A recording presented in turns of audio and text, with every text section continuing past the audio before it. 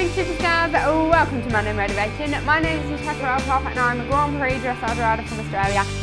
And Monday Motivation is all about pumping you up for the week ahead. So I trust you are having an amazing week. I trust you're pumped. I trust you're having an amazing July. Today's quote is gold. Are you ready? Have I built up enough suspense? Are you really ready? Are you really ready? Okay. The quote is, don't be afraid to fail. Be afraid not to try. That's huge. I teach in my course all the time, you have to love failure. You have to embrace failure. Every single one of you better fail every day, and better fail 100 times every day if you want to succeed. And pretty much the faces that look back at me when I teach this for the first time is, it's really cute when you're up here, you just see 50 people going.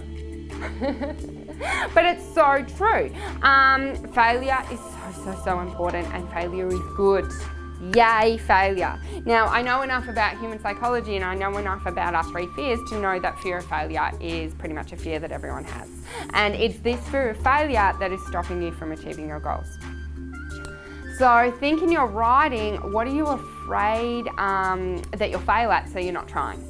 So let's say you're at novice level and you really want to compete elementary, but you're afraid you'll fail. You're afraid you'll get 40%. You're afraid the judge will toot you and say, get out of my ring, I'm not judging that. You're afraid everyone around the ring will judge you and go, I can't believe she's in the ring and thinking she can do elementary. And so therefore you're not going to try. You're not going to try elementary. You're not going to do elementary. You will never ride elementary. What? Do you get how nonsensical that is? Or maybe to you it makes perfect sense. But to me that makes no sense, because how will you ever progress without getting into elementary and failing at it? The story to my success is I entered a competition and I came last. I entered a competition and I came last. I entered a competition and I came last. I entered a competition, I came second last. Yay! I entered a competition, I came second last. I entered a competition and came third last. Yay! And eventually I entered a competition and I won. Yay! At prelim level, which is like training level, our very first level. The minute I won, I was like, yay! Off I go into novice, which is first level. And guess what happened?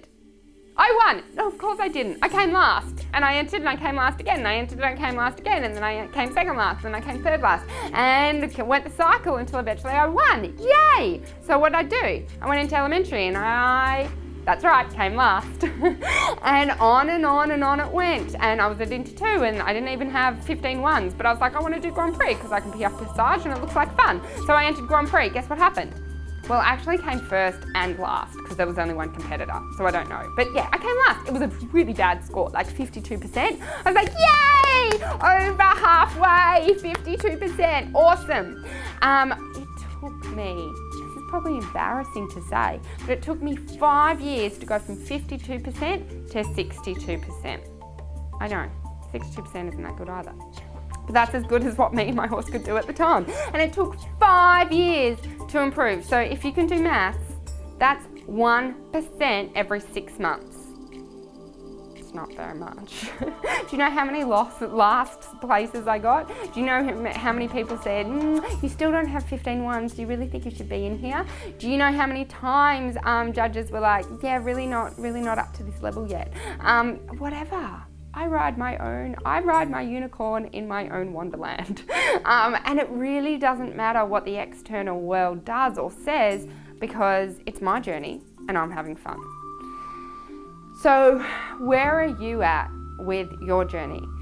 Because the ability for you to own your journey, the ability of you to make progress, the ability for you to love failure because it teaches you something, embrace failure, and then go on to take steps to get the results that you want to have, and forgetting, you got to try. Like, I have a 9-month-old, I have a 2.5-year-old and a 9-month-old, and God bless him, he's learning to walk.